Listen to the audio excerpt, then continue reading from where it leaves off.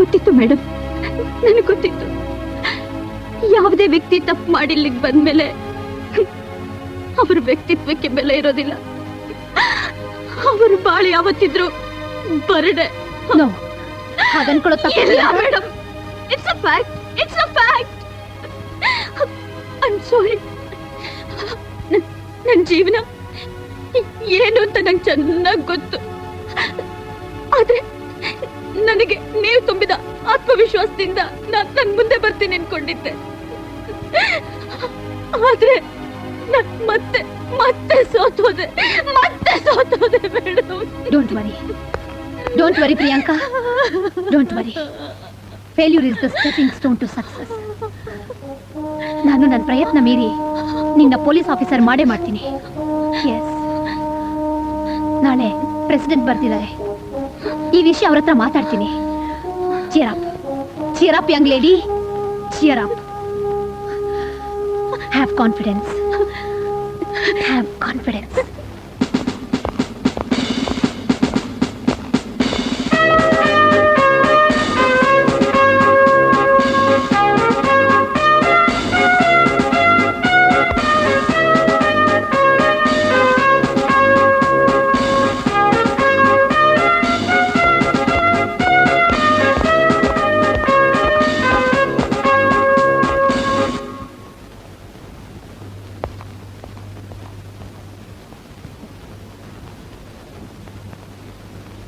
Suman, you may present your problem. Sir, ನಾನೀಗಾಗಲೇ ನಿಮಗೆ ಲೆಟರ್ನಲ್ಲಿ ತಿಳಿಸಿರೋ ಹಾಗೆ ಸರ್, ಸುಮನ್ ಅವರು ಒಬ್ಬ ಕೈದಿನ ಪೊಲೀಸ್ ಆಫೀಸರ್ ಮಾಡಿಕೊಟ್ಟಿದ್ದಾರೆ. ಸರ್, ಸುಮನ್ ರವರು ಒಬ್ಬ ಅಕ್ಯೂಸ್ನ ಪೊಲೀಸ್ ಆಫೀಸರ್ ಮಾಡಿಕೊಟ್ಟಿದ್ದಾರೆ. ಅಷ್ಟು ದೊಡ್ಡ ಸೆಂಟ್ರಲ್ ಜೈಲಲ್ಲಿ ನಾವು ಕೂತ್ ಕಂಬಿ ಎಣಿಸ್ಬೇಕಾ ಸರ್? ಸರ್, ಕೈದಿಗಳು ಜೈಲಿನಲ್ಲಿ ಕಂಬಿಗಳನ್ನು ಎಣಿಸೋದ್ರ ಜೊತೆಗೆ ತಮ್ಮ ಕಾಲ ಯಾವಾಗ ಮುಗಿಯುತ್ತೋ ಅಂತ ದಿನಗಳನ್ನು ಎಣಿಸ್ತಾ ಇರ್ಬೇಕಾ? ಹಾಗೆ ಅವರು ತಮ್ಮ ಕಾಲ ಮುಗಿಸ್ಕೊಂಡು ಮುಪ್ಪಾಗಿ ಸಾಯಿಲಿ ಅನ್ನೋ ಹಾಗಿದ್ರೆ ಕಾರಾಗೃಹಗಳಲ್ಲಿ ಇಂದಿರಾ ಗಾಂಧಿ ನ್ಯಾಷನಲ್ ಓಪನ್ ಯೂನಿವರ್ಸಿಟಿನ ಯಾಕೆ ಶುರು ಮಾಡಬೇಕಾಗಿತ್ತು? ಯಾಕೆ ಅವ್ರಿಗೆ ಎಜುಕೇಶನ್ ಕೊಡಬೇಕಾಗಿತ್ತು? ಕೈದಿಗಳು ಬರೋ ಈ ಜಾಗ ಕಾರಾಗೃಹ ಅಲ್ಲ, ಅವರಿಗೆ ಮರುಜನ್ಮ ಕೊಡೋ ದೇವಾಲಯ ಅಂತ ನಾವು ಯಾಕೆ ಕುಚ್ಕೋಬೇಕು? ಇವತ್ತು ಜೈಲಿಗೆ ಬಂದ ಒಬ್ಬ ಪಿಕ್ ಪಾಕೆಟರ್ ನಾಳೆ ರಿಲೀಸ್ ಆದಮೇಲೆ ದೊಡ್ಡ ರೌಡಿ ಆಗ್ತಾನೆ.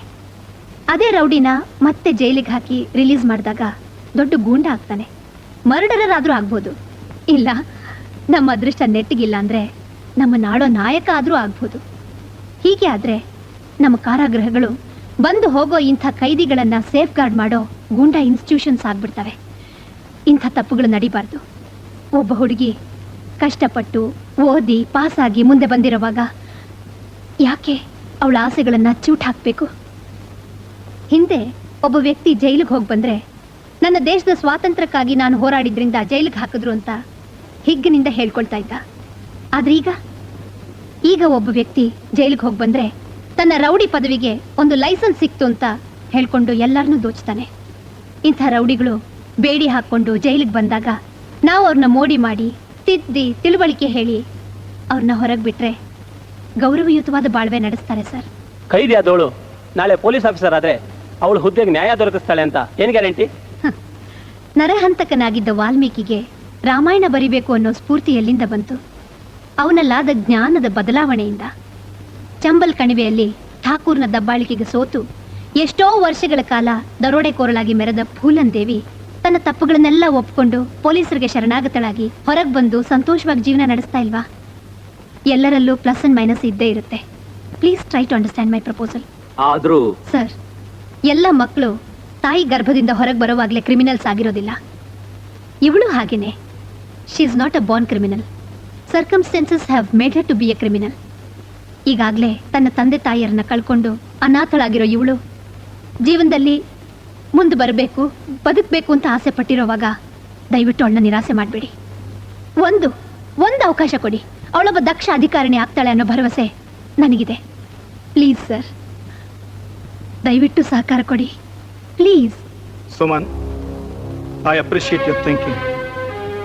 Gentlemen, the very purpose of instituting this prestigious institution, Indira Gandhi National Open University, is to rehabilitate the criminal inmates of the jails through education.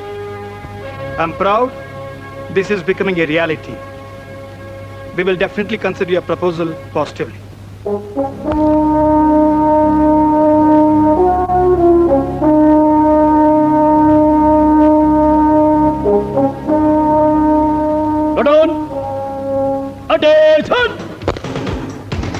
On to the right race.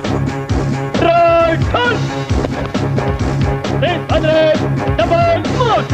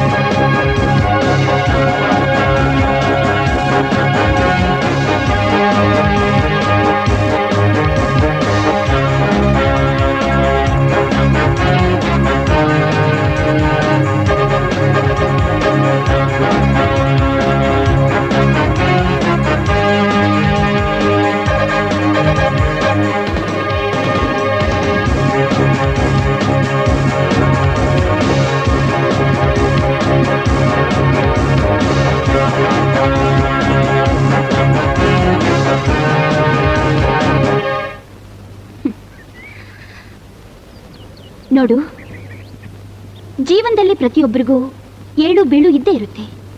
ನೋವಾದಾಗ ಇನ್ನೊಬ್ಬರ ಹತ್ರ ಹೇಳ್ಕೊಂಡ್ರೆ ಅದಕ್ಕೆ ಪರಿಹಾರ ಸಿಗುತ್ತೆ. ಇಲ್ಲಾಂದ್ರೆ ಮನಸ್ಸಿನಲ್ಲೇ ಇದ್ಕೊಂಡು ನೊಂದು ನೊಂದು ಮುಪ್ಪಾಗಿ ಹೋಗುತ್ತೆ. ಹೇಳು ಜಿನಿ, ಈಗ್ಲಾದ್ರೂ ಹೇಳು, ಏನ್ ನಡೀತು? ಹೇಳ್ತೀನಿ ಮೇಡಮ್, ಹೇಳ್ತೀನಿ. ನಾನು ಮೇಷ್ಟ್ರ ಮಗಳು ಸುನೀತಾ ಇಬ್ರು ಒಟ್ಟಿಗೆ ಒಂದೇ ಕಾಲೇಜ್ನಲ್ಲಿ ಓದ್ತಾ ಇದ್ವಿ. ನಾವು ಓದ್ತಾ ಇದ್ದ ಕಾಲೇಜ್ನಲ್ಲಿ ರಾಕಿ ಅನ್ನೋ ಒಬ್ಬ ಹುಡುಗನೂ ಓದ್ತಾ ಇದ್ದ. ನಾನು ಅವನ ಮನಸಾರೆ ಪ್ರೀತಿಸ್ತಾ ಇದ್ದೆ. ಸಂಜೆ ಹೊತ್ತು ನನ್ನನ್ನು ಹೊರಗಡೆ ಕರ್ಕೊಂಡು ಹೋಗ್ತಾ ಇದ್ದ. ಏನೇನೋ ಕೊಡಿಸ್ತಾ ಇದ್ದ.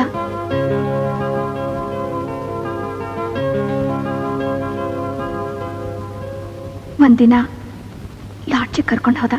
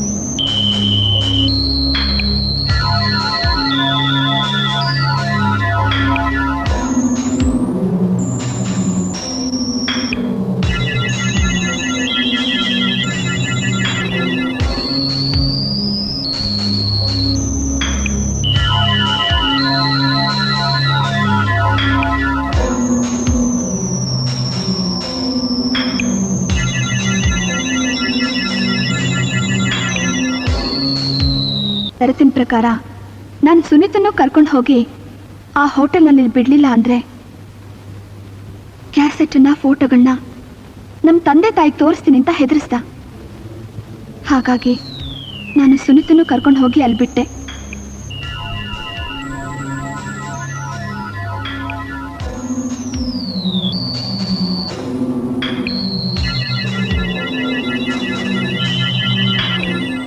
ಅವಳಿಗೂ ಹಾಗೆ ಮೋಸ ಮಾಡ್ದ.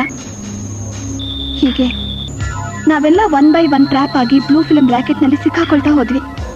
ಆದರೆ ಸುನೀತಾ ನಿಜವಾಗ್ಲೂ ನಮ್ಮನ್ನೆಲ್ಲ ಬಿಟ್ಟು ಈ ಭೂಮಿ ಋಣ ತೀರಿಸ್ಕೊಂಡು ಹೊರಟೋದ್ಲು. ನಾನು ಆತ್ಮಹತ್ಯೆ ಮಾಡ್ಕೊಳ್ಳೋಕೆ ಪ್ರಯತ್ನ ಪಟ್ಟೆ. ಆದರೆ ಸಾಯೋವಾಗ ನನ್ನ ತಂದೆ ತಾಯಿ ಜ್ಞಾಪಕ ಬಂದು ಧೈರ್ಯ ಸಾಲದೆ ಬದುಕಿದ್ದು ಸತ್ತೋಳ್ತಾರ ಇದ್ದೀನಿ. ಆದರೆ ಈ ರಾಖಿ ಅಂತವನ್ನ ಸುಮ್ಮನೆ ಬಿಟ್ಟರೆ ಇನ್ನೂ ಎಷ್ಟು ಜನ ಹುಡುಗಿರು ಭಾಳ ಹಾಳು ಮಾಡ್ತಾರೋ ಅಂತ ಸುನೀತಾ ಸತ್ತೋದಾಗ ನಾನೇ ನಿಮಗೆ ಫೋನ್ ಮಾಡಿದ್ದು. ಇಷ್ಟೊತ್ತು ಹೇಳಿದ್ದನ್ನ ಸ್ಟೇಟ್ಮೆಂಟ್ ಕೊಟ್ಟು ಕೋರ್ಟ್ನಲ್ಲಿ ಒಪ್ಕೋತೀಯಾ? ಖಂಡಿತ ಮೇಡಮ್, ನೀವೇನೇ ಹೇಳಿದ್ರು ನಾನು ಕೇಳೋದಕ್ಕೆ ಸಿದ್ಧ. That's it. Every girl should have guts like you.